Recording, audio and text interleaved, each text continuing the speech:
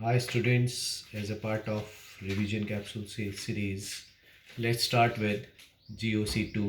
कुछ टॉपिक्स ऐसे हैं जो मैं GOC2 के for example carbocation stability followed by rearrangement of carbocations and tautomerism, acidic basic strength, ये सब मैं इसलिए रिवाइज कराना चाह रहा हूँ क्योंकि वंस मैं रीअरेंजमेंट ऑफ कार्बोकेटाइन करा दूंगा तो उसके बाद एक दो बहुत इंपॉर्टेंट टॉपिक्स मैं कवर करूंगा। SN1,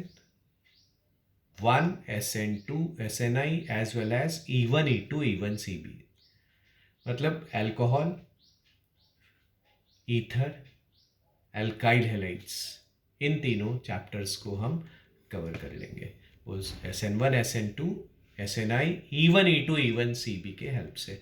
बट क्योंकि SN1, E1 में रीअरेंजमेंट ऑफ कार्बोकेटाइंस की ज़रूरत पड़ेगी तो उससे पहले रीअरेंजमेंट कर लेंगे, और रीअरेंजमेंट से पहले बहुत क्लियर कर लो स्टेबिलिटी ऑफ कार्बोकेटाइन, क्योंकि नेक्स्ट वीडियो जस्ट इमीडिएट इसके बाद रीअरेंजमेंट का तब समझ में आएगा जब अपने को स्टेबिलिटी पूरी तरीके से आ जाए।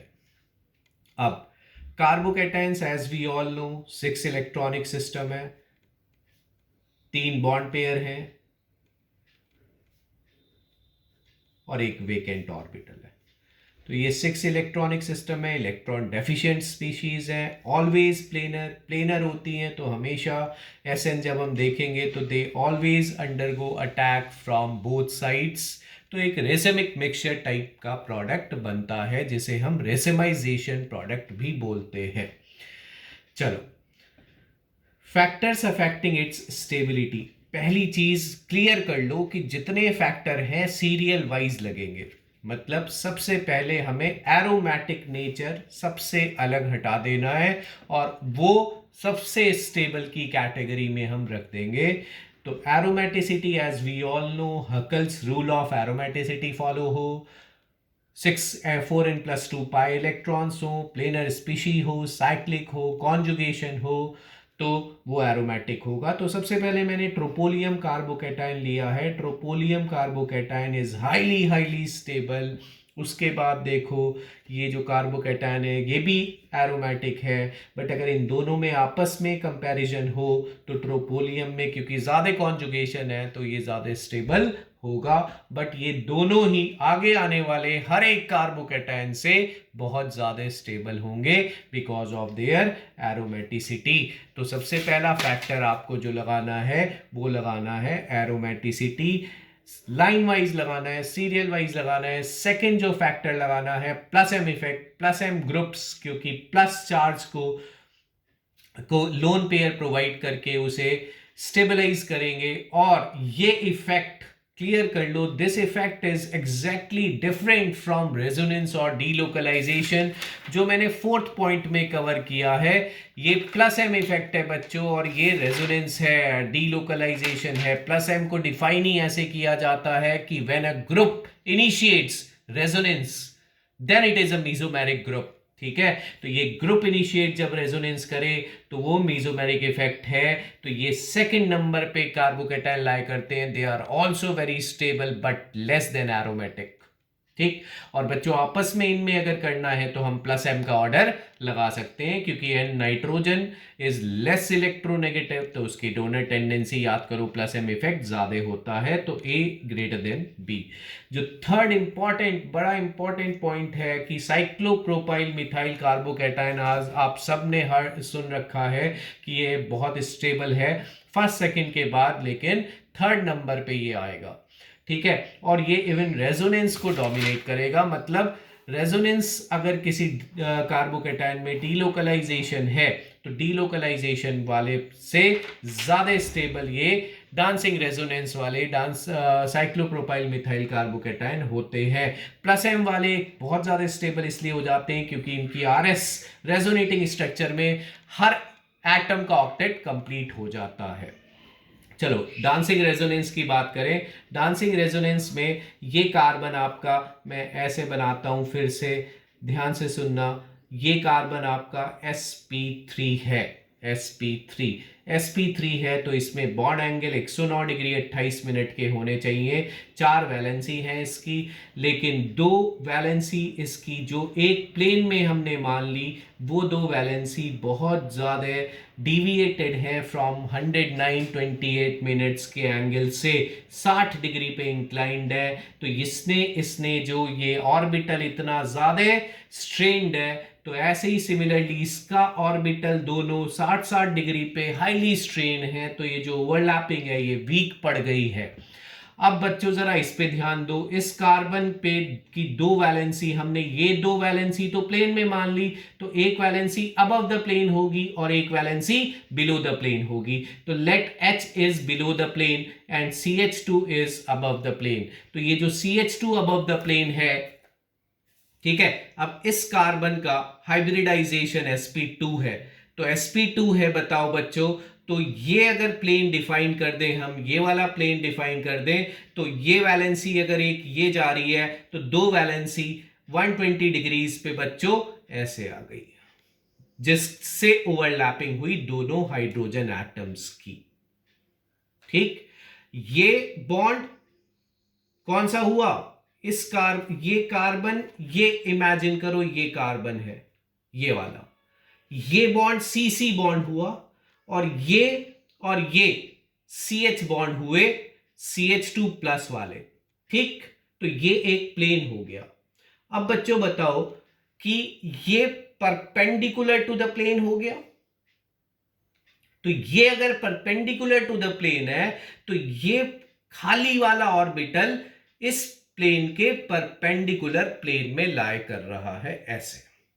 ठीक, अब बच्चों ये ध्यान रखो कि यहां सिंगल बॉन्ड है तो फ्री रोटेशन है, तो ये वाला जब ऐसे ऑर्बिटल यहां घूम रहा है, ये सब सिस्टम घूम रहा है, तो ये जब ऐसे है, तो ये जब घूमेगा घूमेगा घूमता रहेगा, तो ये ऐसे डांस कर रहा है, ऐसे ये डांस कर रहा है, ऐसे डांस कर रहा है। तो जैसे ही ये इसके पैरेलल आएगा, किसके, इन ऑर्बिटल को के पैरेलल आएगा, तो ये इनमें हो जाएगा डीलोकलाइज। तो लगातार ऐसे घूमते हुए ये डीलोकलाइजेशन प्रोवाइड कर रहा है, तो इसलिए इसे डांसिंग रेजोनेंस बोलते हैं।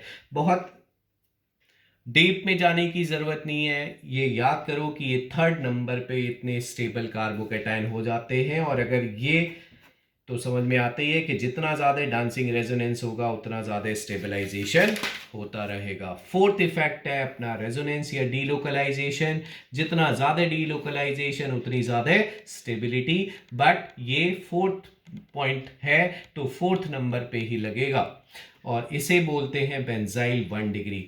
Next hyperconjugation. Hyperconjugation बच्चों बताओ, इस carbon with respect to positive charge के रेस्पेक्ट में ये अल्फा कार्बन हुए, सब sp3 कार्बन हुए, तो ये तीनों हाइड्रोजन, ये तीनों अल्फा हाइड्रोजन्स हुए, तो number of HC structures is equal to number of alpha hydrogens plus 1, तो 9 + 1 10 HC स्ट्रक्चर है। सिमिलरली यहाँ 7 है, सिमिलरली यहाँ 7 है, 4 है। तो बताओ जैसे जैसे हाइपर कॉन्जुगेशन कम होगा स्टेबिलिटी कम होगी। 3 डिग्री कार्बोकैटायन मोस्ट, फिर 2, फिर 1 आपस में। नेक्स्ट है प्लस आई इफेक्ट। बताओ carbocation are electron deficient species, तो प्लस आई इफेक्ट अगर इलेक्ट्रॉन प्रोवाइड करेगा तो इलेक्ट्रॉन डेफिशिएंसी को पूरा करेगा, तो plus I effect stability provide करेगा, whereas minus I decrease करेगा स्टेबिलिटी। एक एग्जाम्पल लिया है, पहला तो एग्जाम्पल ये हो गया कि इन तीनों में भी हम प्लस आई इफेक्ट अगर लगाएं, तो बताओ ज्यादा प्लस आई इफेक्ट लगा अल्काइल ग्रुप का, तो ज्यादा प्लस चार्ज में कमी आ गई, तो ये स्टेबल हो गया।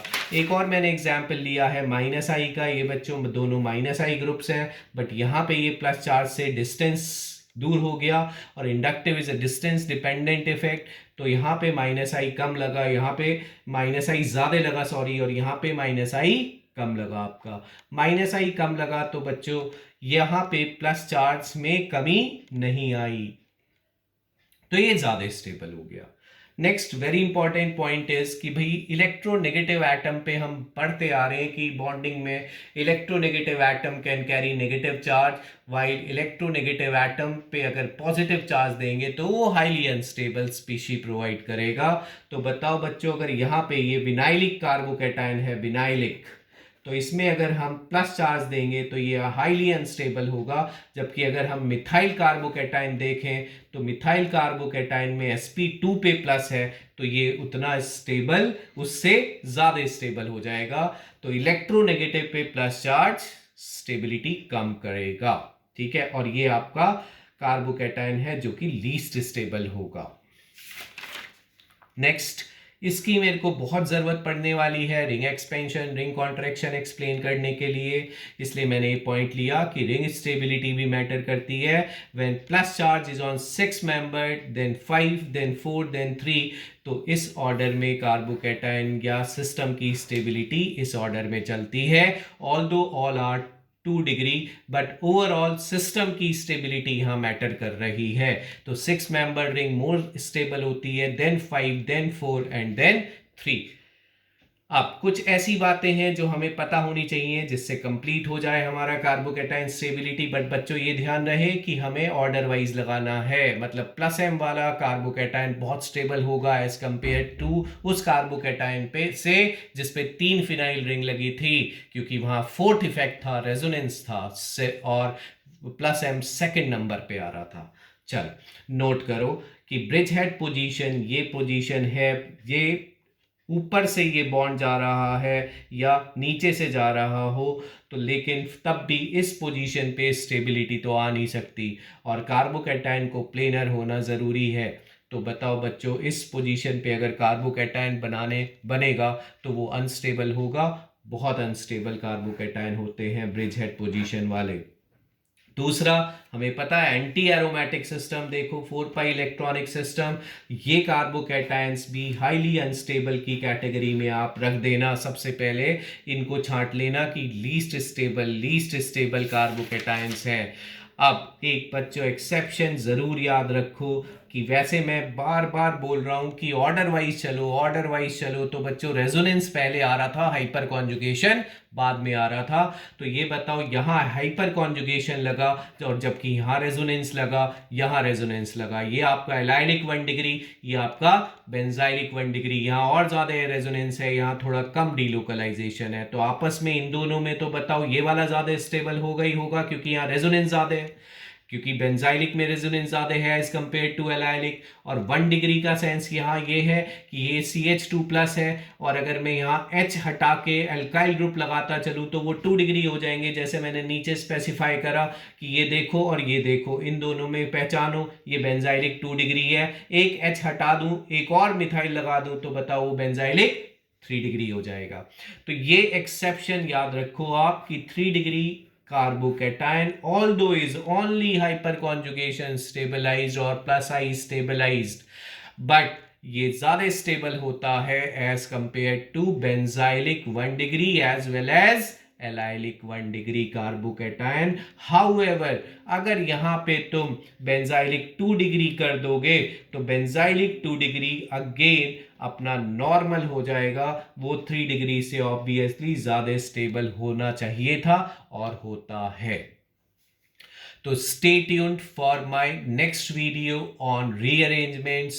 मैं एक एक करके ring expansion, ring contraction, methyl hydride, phenyl shift को with concept with example cover करूंगा।